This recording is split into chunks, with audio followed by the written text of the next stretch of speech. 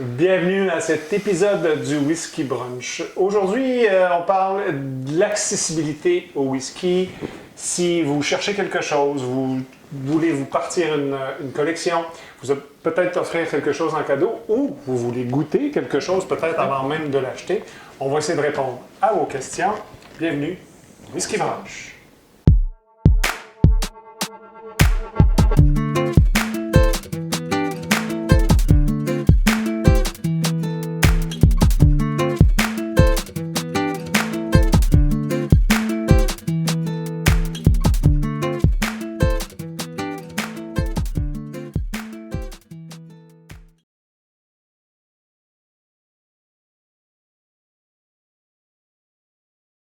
Bon matin, Eric. Bon matin, Alain. Bon matin, Martin. Bon matin Alain, bon matin Eric.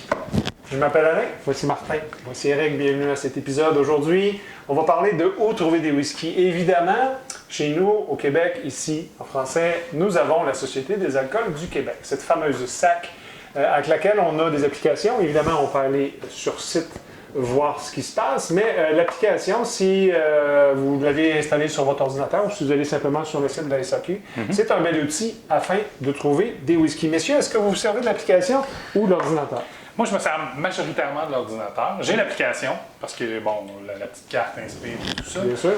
Puis quand sur on the fly, comme je dis, tu veux t'en servir. Mais majoritairement, moi, je me sers de l'ordinateur. Je m'assis mardi ou jeudi, je regarde les nouveautés, je regarde les produits disponibles.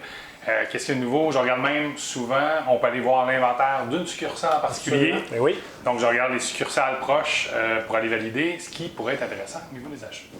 Ben, la même chose, mais moi, c'est plus l'application directement au téléphone. Je reçois le courriel, donc sur le jeudi. Je me fais un devoir d'aller sur la SAC, aller voir les nouveautés, parce qu'on a la chance, lorsqu'on fait une sélection et on filtre, on peut aller voir simplement tous les whiskies, tous les spiritueux.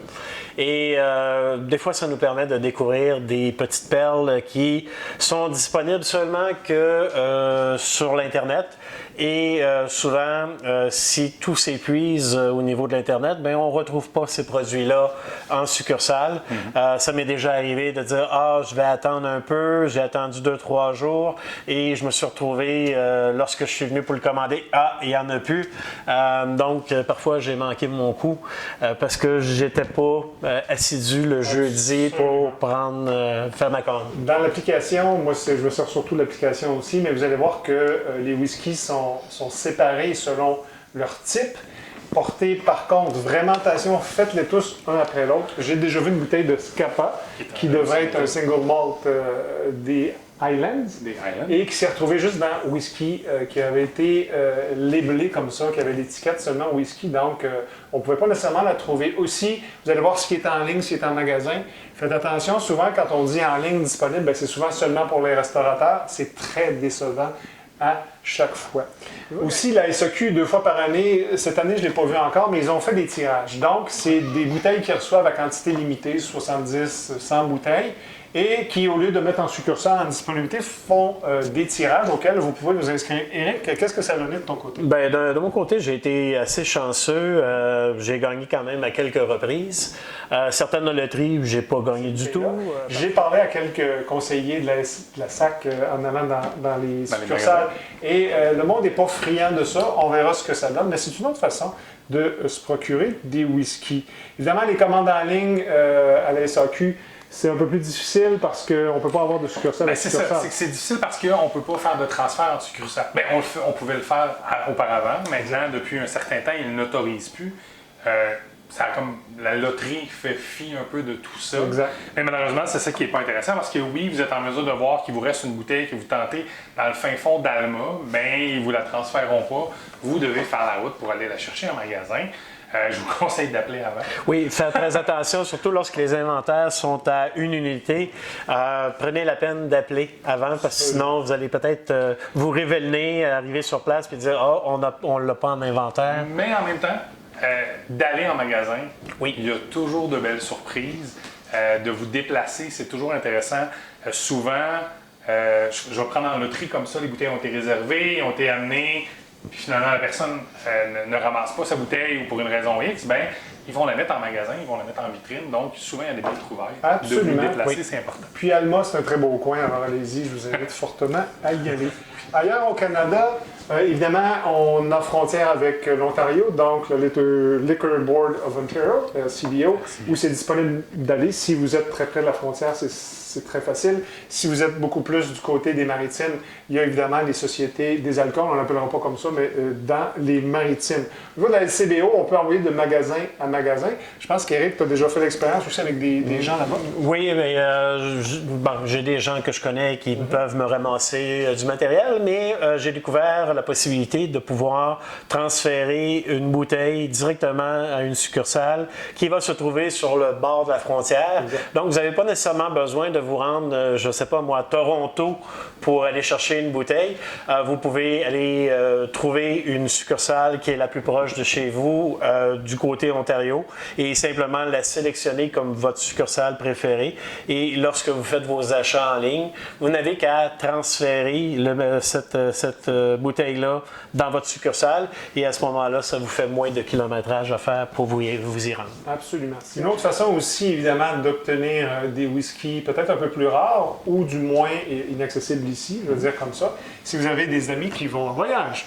Lorsque quelqu'un s'en va, par exemple, en Allemagne, s'en va en Europe, en France, notamment, peut-être que des choses qui sont disponibles. Évidemment, lors du retour, il y a la quantité d'alcool permise selon la longévité du voyage là-bas, selon le gouvernement du Canada, mais peut-être pour des gens qui ne sont pas buveurs ou qui veullen vous ramener des trucs, c'est tout à fait possible. On a déjà expérimenté, c'est quelque chose de très faisable. Éric, je pense que aussi tu as déjà expérimenté avec l'importation Privée. privée. Oui, écoute, j'ai expérimenté différentes choses. Comme tu disais, on a nos voisins aux États-Unis où on peut, lorsqu'on fait un voyage de plus de 48 heures, on peut amener une bouteille. J'ai fait l'erreur, moi, de faire venir une bouteille directement d'Écosse. La plupart des fournisseurs écossais, la plupart des distilleries, lorsque vous lui mentionnez que vous êtes au Québec, ils vont souvent vous dire qu'ils ne peuvent pas livrer directement ici. J'ai fait affaire avec une chaîne en ligne qui avait différents produits et j'ai décidé de faire importer un produit ici. Oui, le produit s'est rendu par un transporteur, mais lorsque elle est arrivée ici au Québec, à Montréal, pour pas la nommer, je me suis retrouvé à devoir avoir un permis de la SAC. Donc, je me suis retrouvé à payer comme 2 fois le produit, c'est-à-dire la première fois avec le fournisseur, deuxième fois avec le permis de la SAC. Donc, et c'est un permis que vous devez renouveler à chaque achat que vous faites. Donc, ça devient très dispendieux, j'ai payé le double et vous vous retrouvez aussi avec les taxes d'assises fédérales que vous devez débourser en plus. Donc dans un cas comme ça, aussi bien en emporter beaucoup. Non, ben parce que j'ignore si chaque bouteille, j'en avais pris juste une, donc je ne suis pas en mesure de te dire si je dois payer pour chacune des bouteilles le permis ou si c'est la plus chère, donc je ne peux pas vous répondre là-dessus, mais je l'ai faite pour une et je vous déconseille cette formule. Effectivement, donc si vous le faites à vos risques et périls. C'est tout à fait possible aussi que vous voyez des aubaines sur certains sites Internet. Il existe présentement, avec les prix qui augmentent beaucoup pour les whiskies, des arnaqueurs, comme ailleurs, où sur eBay, ils peuvent racheter des bouteilles vides, par exemple. Je prends par exemple un Macallan 18, un Macallan 25, et qui remplissent de vodka coloré, qui ressemble un peu à du whisky, qui rebouchonne, et on le voit que c'est pas bouchonné comme si c'était vraiment Macallan, et qui revendent ça, peut-être même à des prix quand même faramineux, mais vous pensez vraiment acheter une bouteille de Macallan 18 ou 25, et ce n'est pas vraiment le cas. Donc, assurez-vous que le site sur lequel vous transigez est vraiment reconnu. Si on vient à la SAQ, il existe, je pense, de beaux rapports qualité-prix. Évidemment, la qualité n'est pas garante selon l'âge du whisky. Ce n'est pas parce que vous payez un whisky de 250 $ qui va être meilleur qu'un whisky à 70. Moi, je trouve qu'au niveau des whisky irlandais, c'est un peu exagéré par rapport au prix, mais c'est très personnel. Martin, si tu avais un bon rapport qualité-prix SAQ, ce serait quoi? Encore une fois, ça dépend des goûts de tous et chacun. Mais dans mon cas, moi, je reviens avec le Ardbeg Oui Beastie 5 ans. Ah, bon choix. Un 82 à la SAQ. Pour la qualité du produit, les saveurs que vous allez chercher, encore une fois, un très bon deal. Puis je suis d'accord avec toi, Alain, à coût de 40 pour un whisky irlandais, des fois, je trouve ça un peu exagéré. Donc, oui, pour ma part, j'ai remarqué dernièrement une nette augmentation dans les prix. Donc, la plupart des distilleurs sont possédés par de grandes chaînes. Et on a vu à l'international une augmentation de prix assez grandiose.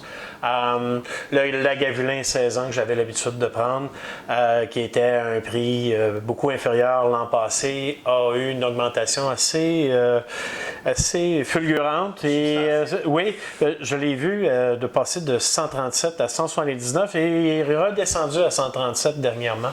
Donc, je ne sais pas qu'est-ce qui s'est passé.